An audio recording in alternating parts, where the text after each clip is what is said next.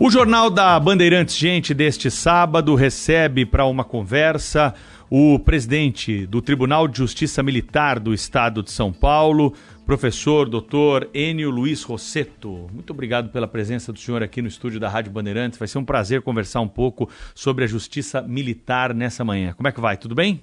Tudo bem, bom dia a todos, aos ouvintes da Rádio Bandeirantes. Bom dia, Pedro, é um prazer reencontrá-lo aqui.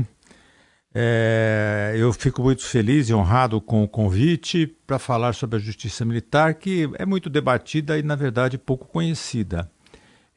Qual é a principal função da Justiça Militar aqui em São Paulo? Quais são os casos que chegam para julgamento lá, doutor Enio?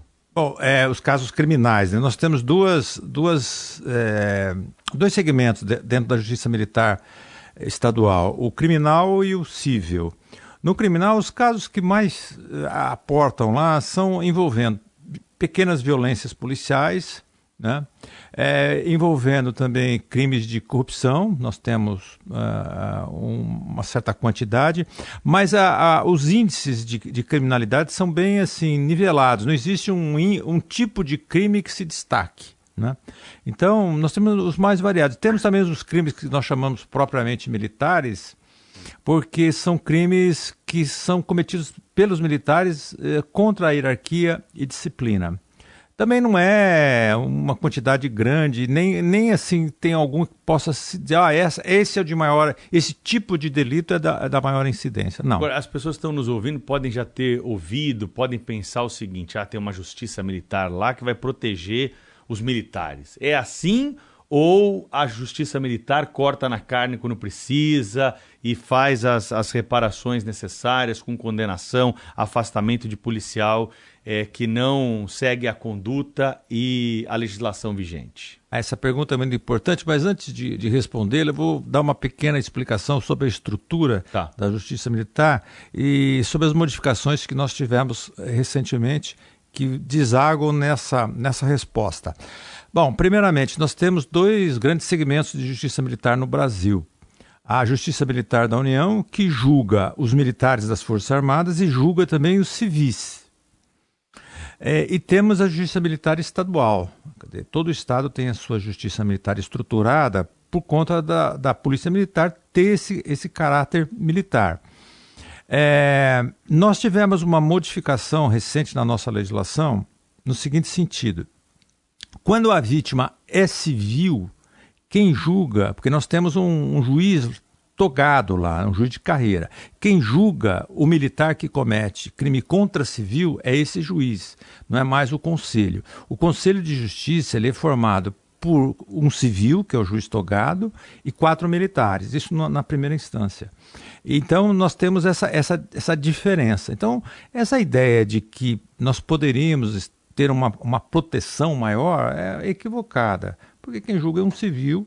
E mais um detalhe importante, nos estados em que não tem Tribunal de Justiça Militar, o recurso vai para o Tribunal de Justiça. Então esse recurso é julgado por civis também. Se houver um recurso extraordinário ou um recurso especial, ele será julgado no Supremo Tribunal Federal ou no Superior Tribunal de Justiça, que também é formado por civis. E a nossa Justiça Militar, ela tem uma característica, ela não chega a ser uma corte marcial, porque tem a presença de civis, não só do advogado, que isso é importante para o réu, mas também o promotor, ele é um promotor de carreira, né? Então, eu acho que em termos de estrutura a gente não tem esse tipo de situação. Esses juízes civis que atuam no Tribunal de Justiça Militar, eles vêm de que concurso? É um concurso separado ou são juízes de carreira que passaram aí pelo interior do estado, depois chegaram até a capital e almejam chegar à posição de desembargador de tribunais de justiça estaduais? Olha, cada estado tem a sua organização judiciária. No estado de São Paulo, que é onde eu atuo, os juízes eles são concursados em um concurso próprio. Concurso de provas e títulos que é aberto na medida da necessidade de preenchimento de cargos. Em outros estados, é um juiz de carreira. Quando ele chega na instância final, ele é designado para a Justiça Militar. Então, abre-se lá o concurso e ele se inscreve como qualquer juiz do Estado. Então é uma organização diferente. Na Justiça Militar da União também é um concurso próprio, né? Mas já não tem a presença do juiz estadual, obviamente, que é uma justiça federal. Então lá eles têm os juízes, os juízes federais dentro dessa organização, e nós temos aqui no Estado os juízes de direito da Justiça Militar. Doutor Enio, é importante ter uma justiça militar? O senhor defende esse tipo de estrutura ou, como outros países, nós poderíamos absorver isso na justiça estadual, na justiça federal? Olha, eu defendo, porque eu conheço bem a seriedade daqueles que lá atuam, né? Durante o tempo que eu estou lá, que já se vão 34 anos, é um tempo razoável, eu vejo a seriedade tanto dos oficiais que participam dos conselhos, a investigação também é uma investigação bem feita. Quando nós temos crimes complexos, nós temos uma corregedoria aqui em São Paulo bastante atuante, com oficiais qualificados na investigação, que fornecem para o Ministério Público as provas necessárias para uma ação penal. Então, eu vejo assim, eu tenho uma certeza dessa seriedade.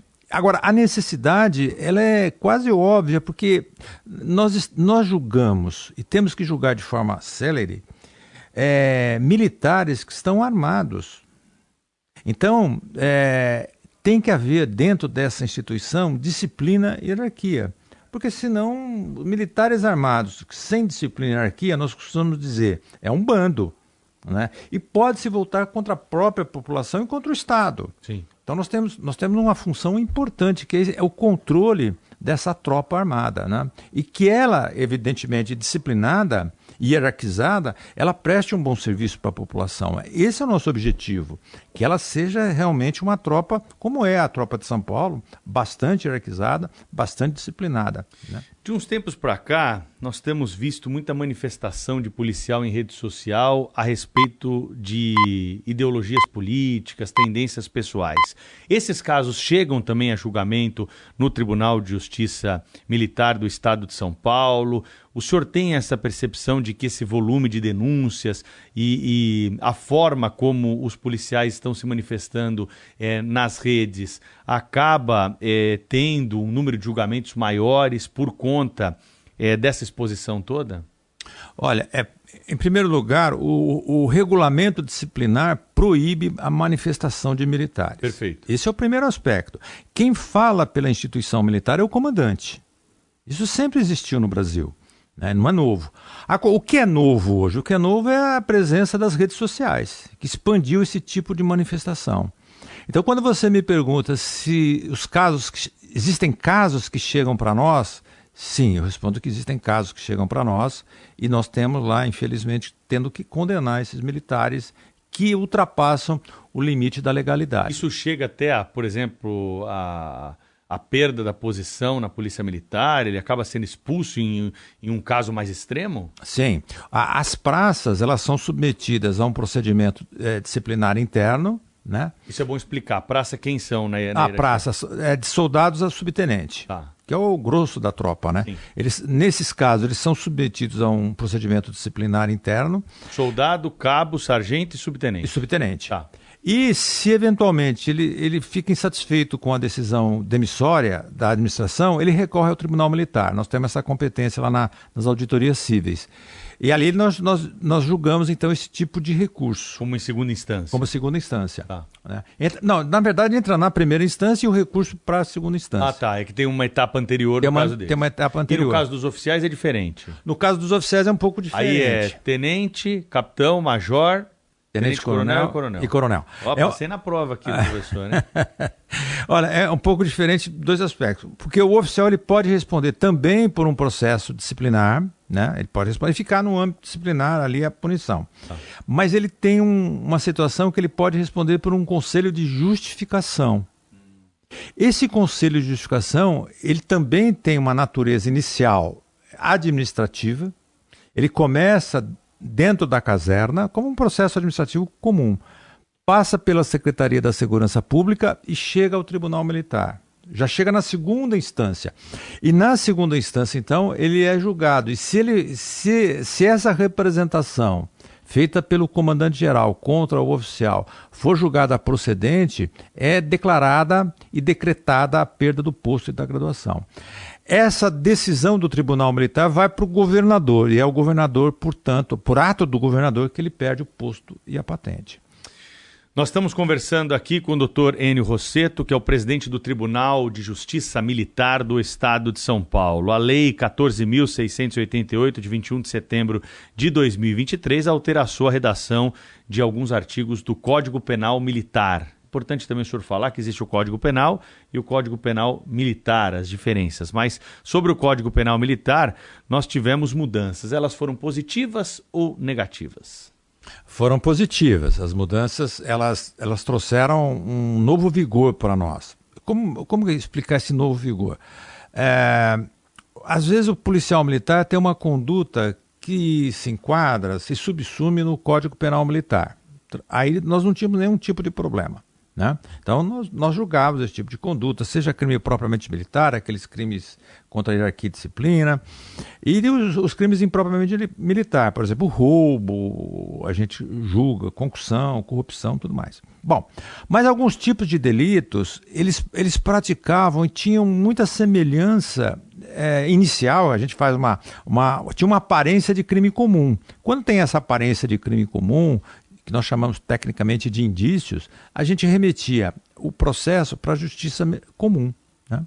E às vezes eram crimes, nós tínhamos o crime militar e o crime comum. Então aí já começa o problema de separação da investigação. Exatamente. De conflito de competência, a questão da separação da investigação e da instrução criminal. Dou um exemplo, tortura, né? Que é um crime importante, é um crime hediondo. Então às vezes havia indício de tortura, né? E ficava essa dúvida. Agora não. Agora nós podemos, com essa modificação recente, nós podemos julgar crimes de tortura. E com a consequência, evidentemente, da demissão do militar. Porque por ser um crime hediondo, ele tem efeitos penais. E o senhor fala que é positivo porque a justiça militar, no seu histórico, ela tem mais decisões que são no sentido de punir o policial que comete uma falta do que a justiça comum? Eu não fazia um juízo de comparação, mas assim, a formação dos oficiais que julgam, eles têm muito apreço pela instituição. Então, quando um militar transgride, seja ele de praça oficial, não tem diferença. Aliás, para o oficial é até pior. É o julgamento do próprio par, é até pior. Então, eles são mais rígidos. O pior que eu quero dizer é que existe mais rigidez no juízo de reprovação da conduta. Então, eu vejo assim que é importante que nós saibamos que existe um desvio de certa gravidade, que nós investiguemos e, se houver prova, que nós mesmo condenemos, né? Porque aí nós damos uma mensagem, nós comunicamos à tropa que existe uma justiça. E no nosso caso, a justiça ela é célere, é uma justiça bastante célere, e porque nós não podemos também, Pedro, deixar um militar, por exemplo, que é torturador, um militar que é corrupto na tropa. Claro. Porque ele contamina a tropa. Imagina um comandante tendo lá um militar por 2, 3 anos na tropa, esperando uma decisão nossa. Então, a celeridade para nós é um ponto vital. Nós queremos julgar rapidamente porque nós sabemos que esse militar, que a culpa está provada, bem provada, né? Como nós chamamos, ele não pode ficar na tropa. Não tem sentido. Então, respondendo a sua pergunta, eu vejo como positivo essa extensão. Veja, então hoje nós julgamos, para finalizar o raciocínio, para o nosso ouvinte não ficar mal informado, nós julgamos os crimes previstos no Código Penal Militar, nós julgamos os crimes previstos no Código Penal Comum e na legislação extravagante, como o exemplo que eu dei da tortura, da associação para o tráfico de drogas e tudo mais. Só que esses crimes que são previstos no Código Penal Comum e na legislação especial, nós só julgamos quando existirem situações próprias. Então ele tem que cometer estando de serviço, né? Ele tem que ter uma relação com a nossa atividade fim. Aí sim a gente tem essa competência. Então, para exemplificar mais uma vez, para deixar bem claro, vamos imaginar que no horário de folga, sem nenhuma relação com a instituição, com a função que ele ocupa, ele se associe lá com uma quadrilha de traficantes. Ele, individualmente. Ele vai ser julgado na justiça comum, como qualquer ser humano. Os reflexos dessa condenação da justiça comum, elas vão ter, evidentemente, no âmbito disciplinar, ele vai responder a um processo disciplinar e vai ser demitido, obviamente, quando vier o trânsito em julgado dessa decisão da justiça comum. Então, essa expansão que nós tivemos não é uma expansão total, é uma expansão importante, desde que o fato tenha relação com a atividade do militar, com a função que ele ocupa. Em relação ao crime de homicídio, nós temos aqui alguns casos de policiais que se envolvem na investigação aí de um homicídio, são acusados por homicídio e são julgados pela Justiça Militar. Às vezes a gente se depara aqui com a notícia de que eles foram parar no banco dos réus, no tribunal do júri. Por que há essa diferenciação? Essa legislação alcançou também o crime de homicídio? Excelente pergunta e vou explicar então historicamente. Em 1996 houve uma mudança de competência. Os crimes cometidos por militares dos estados contra civis, crimes dolosos contra a vida de civis, foram recambiados para o tribunal do júri. Então, se ele de serviço, ele comete um crime, mata um civil, júri. Não tem nenhuma discussão hoje. A jurisprudência é pacífica, o nosso tribunal sempre acolheu. Mesmo que a investigação seja feita pela Polícia Militar, porque assim, explicando, às vezes fica uma dúvida se é um crime doloso ou um crime culposo, a Polícia Militar faz a investigação. Chegando para nós, a gente remete para o tribunal do júri. Agora, os militares da União, não, porque a legislação deles não mudou. A legislação deles continua a mesma. Então, tem essa diferença. Então, um militar da União, ele é julgado pela Justiça Militar da União, mesmo que seja um crime doloso contra a vida de civil. Nós temos competência para julgar homicídio doloso quando é entre militares. Teve um caso recente em Salto, lembra? Isso, sim. É o exemplo que a gente pode dar para o nosso ouvinte. Esse caso de Salto... Foi julgado esse caso? Já foi julgado. E ele foi condenado, está cumprindo pena. Era um sargento que matou outro sargento e um capitão, um caso muito triste, né? Mas então, esse tipo de fato criminoso é da nossa competência. Doutor Enio, nós temos aqui dois casos, né, muito comentados ao longo dos últimos tempos a respeito da conduta de policiais do serviço de trânsito. Acidente automobilístico que aconteceu em São Paulo e as informações que a imprensa tem da investigação dão conta de que policiais desses dois casos não realizaram o teste do bafômetro. Um deles aconteceu na Salim Farah Maluf, com um Porsche, o outro aconteceu no fim de semana passado em Guarulhos, aqui na Grande São Paulo. Esse tipo de conduta do policial, do dia a dia, também chega até a Justiça Militar ou normalmente isso é resolvido no âmbito da corregedoria, no âmbito administrativo? Então, a corregedoria ela investiga. Ela investiga e ela remete tudo para a Justiça Militar. Tudo para a Justiça Militar. Porque, inicialmente, por ele estar de serviço, há indício de crime militar. E aí nós lá é que fazemos a seleção, se a competência é nossa, fica por lá, ou se a competência é da Justiça Comum. Então, nesses dois exemplos aí, aparentemente, quer dizer, há uma prevaricação, né? Então, se há uma prevaricação provada, ele será processado e julgado na Justiça Militar. E uma prevaricação, o Código Penal Militar que estipula a sanção quando comprovada, ou algum outro tipo de legislação que traz essa previsão? Não, no Código Penal Militar, a pena é de 6 a 2 anos. De prisão? É. E os militares, eles são presos mesmo, né? Às vezes, existe ainda prisão em quartel? Isso é uma coisa que está só não existe pro forma mais. Na legislação. A prisão administrativa, né? Não tem mais hoje. Isso é substituído por algum outro tipo de sanção? É um outro tipo de sanção, eles fazem um trabalho interno, mas não tem mais esse tipo de... E nesse caso, funciona para o militar como funciona para o cidadão civil, esses benefícios que a legislação dá, sujeito a réu primário, cumprir uma parte da pena, suspensão condicional da pena, do processo, existe as mesmas questões que estão oferecidas àqueles que são condenados na justiça comum também são aplicadas aos militares? Parte sim. Então, por exemplo, nós não aplicamos transação penal, que é do Juizado Especial O Criminal. acordo, né? O acordo, nós não aplicamos esse acordo lá, porque a legislação já proíbe. Então nós não temos esse tipo de suspensão condicional da pena, essas situações. Tá. Suspensão condicional do processo antecipadamente. Então nós não temos isso. Agora, na fase de prisão cautelar, que acho que é o exemplo que a gente pode dar para o nosso ouvinte, sim, a gente tem as medidas cautelares que nós aplicamos, prisão preventiva durante o processo. Transitou em julgado, ele vai ser submetido a um processo de execução. Nós temos lá na Justiça Militar uma vara, uma auditoria específica de execução.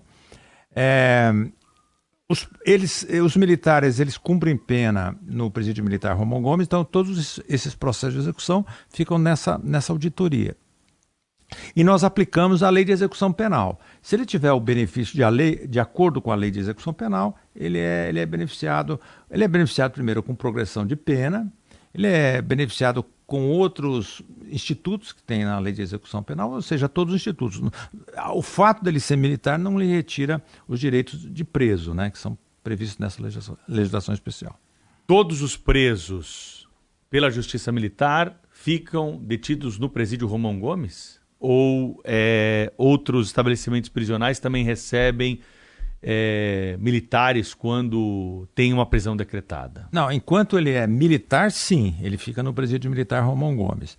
No final da pena, o que pode acontecer é no final da pena, vamos imaginar, ele está no fechado, chegou no aberto ou no livramento condicional. E aí, no decorrer da execução da pena, ele perde a função. O juiz ele tem que verificar se realmente se a transferência desse ex-militar para a justiça comum, para um presídio comum, irá prejudicar a ressocialização dele. O juiz verifica se a ressocialização está acontecendo, ele mantém no presídio militar. Se esse ex-militar, ele atende porque o presídio é militar, tem regras próprias. Se ele atende às regras próprias do presídio militar, ele permanece lá. Tá. Se ele está dentro da normalidade. Então, o grande volume que a gente tem são presos provisórios lá? Ou já condenados? Não. Temos presos provisórios e temos presos condenados definitivamente. Temos os dois. Doutor Enio, em relação à composição do Tribunal de Justiça Militar, o senhor falou en passant na primeira questão, eu queria que o senhor fosse um pouco mais específico aí para que o ouvinte tenha clareza de como que funciona. Qual é a cúpula da Justiça Militar? Esses julgamentos acontecem todas as semanas, dá para assistir esse julgamento, ele é televisionado, é mostrado aí nas redes sociais, como é que funciona isso tudo? Então, vou falar da Justiça Militar Estadual, porque nós estamos no nosso estado, acho que é mais fácil para o nosso ouvinte compreender. Pode falar até os números de São Paulo aí, de quantos juízes, tá, porque daí fica mais claro. Tá. Então aqui, repetindo, em São Paulo nós temos 3 auditorias criminais, tá, 2 auditorias cíveis e uma auditoria de execução criminal e faz também corregedoria de polícia. Aí são juízes togados que são concursados, têm as garantias constitucionais. Juízes civis. Juízes civis. Tá bom. São juízes civis. Quando a competência é do conselho, então nós temos a formação de um conselho. Quer dizer, se aquele caso vai para o conselho que vai julgar. Nós temos 2 tipos de conselho. Quando nós julgamos oficial, é um conselho especial. Por que é um conselho especial? Não é que é especial por conta do réu, é especial por conta de uma situação. Esse conselho ele é especial porque os oficiais são sorteados obedecendo sempre à hierarquia, quer dizer, quem julga o réu é sempre um oficial de patente superior, porque senão quebra a hierarquia, a disciplina, né? Então esse oficial ele é sorteado para processar e julgar, ou participar daquele julgamento daquele oficial. Terminou o julgamento, acabou, nós chamamos a jurisdição, dissolve o conselho, por isso que ele é especial. Agora nós temos o conselho permanente. Por que ele é permanente? Porque ele permanece durante 3 meses. E para ele vem todos os casos, mas sempre envolvendo praças, né? Então as 3 auditorias têm o funcionamento desses conselhos permanentes. Os recursos contra as decisões desse conselho permanente vão para o Tribunal de Justiça Militar. E aí são as apelações, os recursos ordinários. Neste caso, o Tribunal de Justiça Militar ele é composto por 4 coronéis. Esses coronéis são coronéis da ativa que, quando tem uma vaga, eles se inscrevem, eles passam por uma espécie de um concurso, né, uma seleção, vamos dizer assim, uma concorrência, né? Então, nós, lá no tribunal, nós escolhemos dos inscritos 6, todos bacharéis em direito, remetemos para o Tribunal de Justiça. O Tribunal de Justiça, ele reduz para uma lista tríplice, e essa lista tríplice, envolvendo os 3 coronéis da ativa, vai para o governador. E é o governador que nomeia esse coronel da ativa, né? Nomeia para esse cargo. Então, são 4 coronéis, importante porque eles são experientes, eles conhecem o trabalho do policial militar, tanto a dificuldade como o deslize.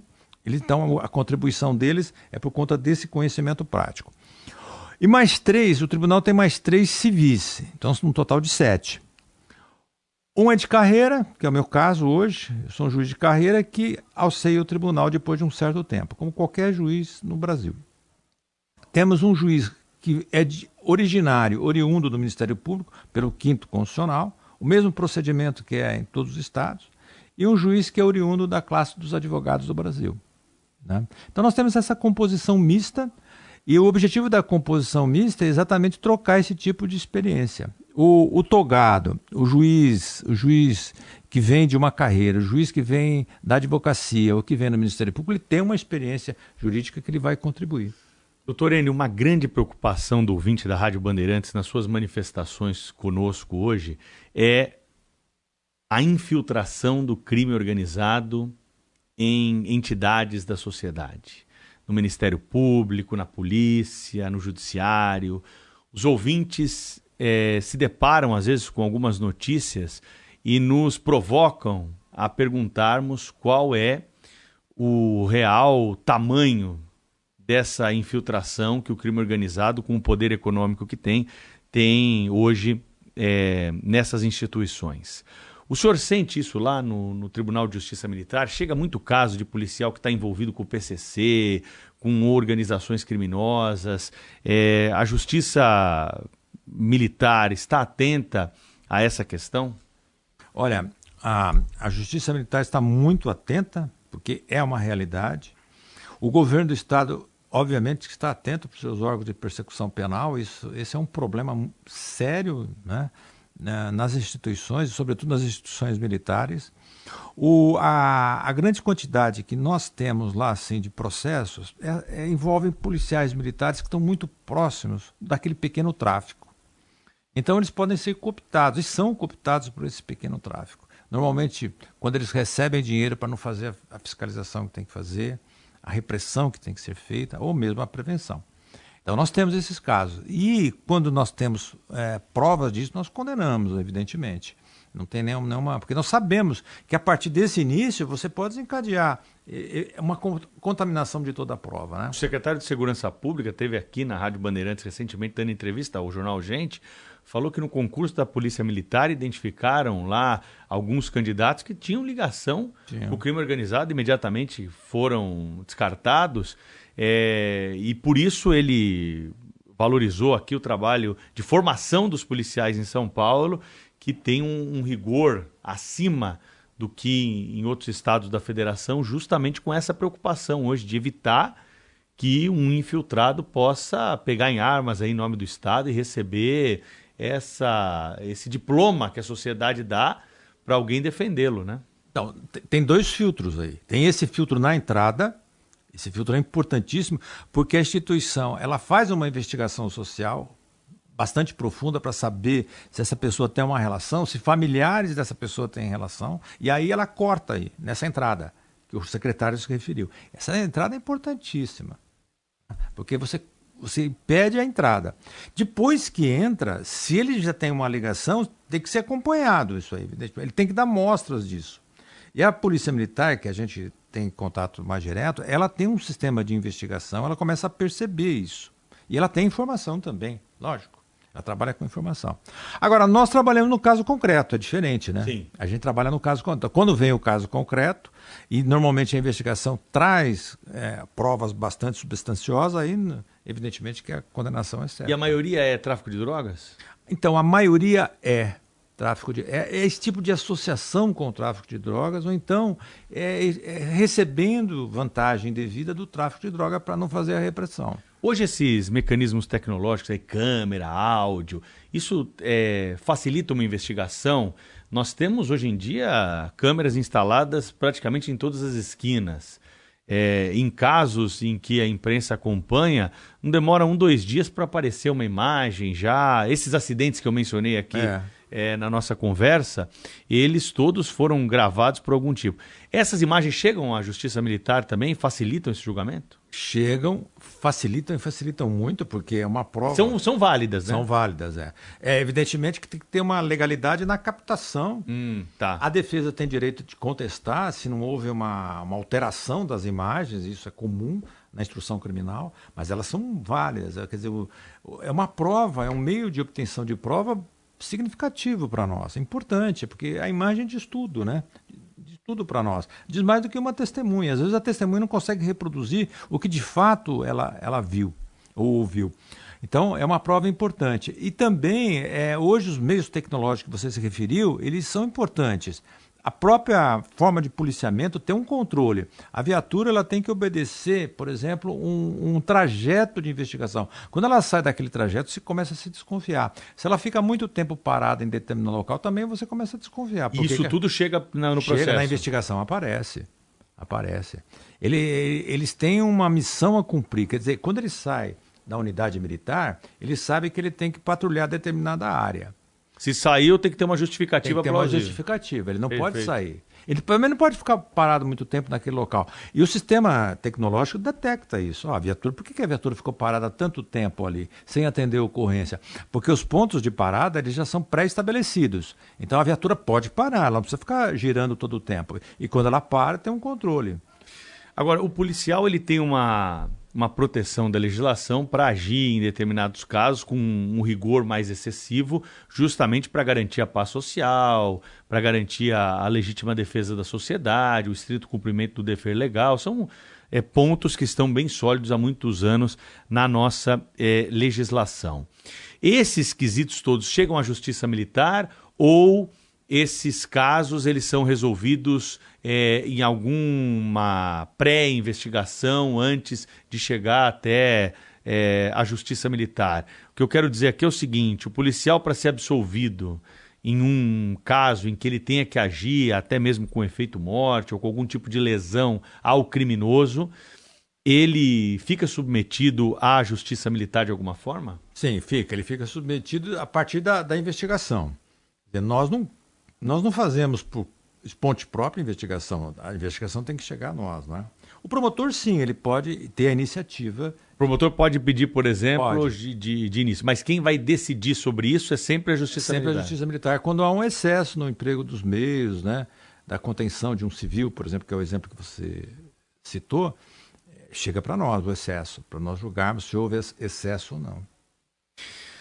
Doutor Enio Rossetto, presidente do Tribunal de Justiça Militar do Estado de São Paulo. Conversamos bastante aqui sobre a Justiça Militar. Quero te agradecer muito a presença aqui no nosso estúdio, ter escancarado as suas opiniões e as suas informações para trazer um pouco mais de proximidade do cidadão ao que a Justiça Militar acaba fazendo aqui em São Paulo. Muito obrigado pela visita, pela entrevista e até uma próxima oportunidade aqui na Rádio Bandeirantes. Pedro, sou eu que agradeço a oportunidade de poder dar alguns esclarecimentos, né, que é sempre importante, como eu disse no começo da exposição.